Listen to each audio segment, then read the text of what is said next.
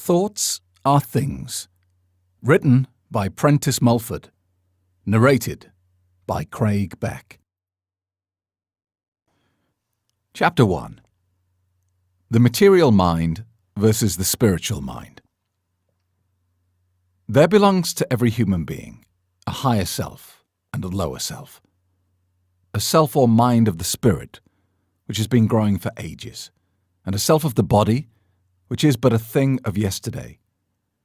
The higher self is full of prompting ideas, suggestion and aspiration. This it receives from the supreme power. All this the lower or animal self regards as wild and visionary. The higher self argues possibilities and power for us greater than men and women now possess and enjoy.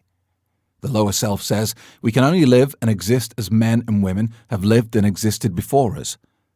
The higher self craves freedom from the cumbrousness, the limitations, the pains, and disabilities of the body. The lower self says that we are born to them, born to ill, born to suffer, and must suffer as so many before us. The higher self wants a standard for right and wrong of its own. The lower self says we must accept a standard made for us by others, by general and long-held opinion, belief and prejudice. To thine own self be true is an oft-uttered adage, but to which self? The higher or lower? You have, in a sense, two minds, the mind of the body and the mind of the spirit. Spirit is a force and a mystery. All we know or may ever know of it is that it exists, and is ever working and producing all results in physical things, seen of physical sense, and many more not seen. What is seen of any object, a tree, an animal, a stone, a man is only part of that tree, animal, stone, or man. There is a force which for a time binds such objects together in the form that you see them. That force is always acting on them to a greater or lesser degree. It builds up the flower to its fullest maturity. Its cessation to act on the flower or tree causes what we call decay. It is constantly changing the shape of all forms of what are called organized matter. An animal, a plant, a human being are not in physical shape this month or this year what they will be next month or next year. This ever-acting, ever-varying force, which lies behind and, in a sense, creates all forms of matter, we call spirit. To see, reason, and judge of life and things in the knowledge of this force makes what is termed the spiritual mind.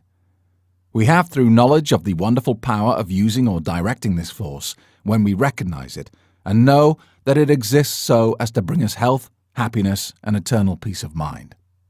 Composed, as we are of this force, we are ever attracting more of it to us and making it a part of our being.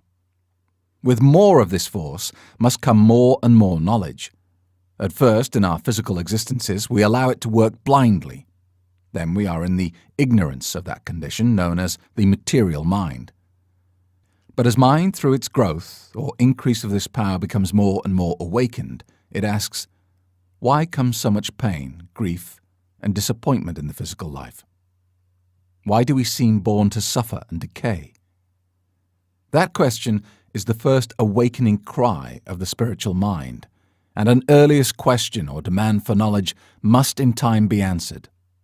The material mind is a part of yourself, which has been appropriated by the body and educated by the body. It is as if you taught a child that the wheels of a steamboat made the boat move, and said nothing of the steam, which gives the real power. Bred in such ignorance, the child, should the wheels stop moving, would look no farther for the cause of their stoppage than to try and find where to repair them. Very much as now, so many depend entirely on repair of the physical body to ensure its healthy, vigorous movement, never dreaming that the imperfection lies in the real motive power, the mind. The mind of the body or material mind sees, thinks, and judges entirely from the material or physical standpoint. It sees in your own body all there is of you. The spiritual mind sees the body as an instrument for the mind, or real self to use in dealing with material things. The material mind sees in the death of the body an end of all there is of you. The spiritual mind sees in the death of the body only the falling off from the spirit of a worn-out instrument. It knows that you exist as before, only invisible to the physical eye. The material mind sees your physical strength as coming entirely from your muscles and sinews, and not from a source without your body. It sees in such persuasive power, as you may have with tongue or pen, the only force you possess for dealing with people to accomplish results. The spiritual mind will know in time that your thought influences people for or against your interests, though their bodies are thousands of miles distant. The material mind does not regard its thought as an actual element as real as air or water. The spiritual mind knows that every one of its 1,000 daily secret thoughts are real things, acting on the minds of persons they are sent to.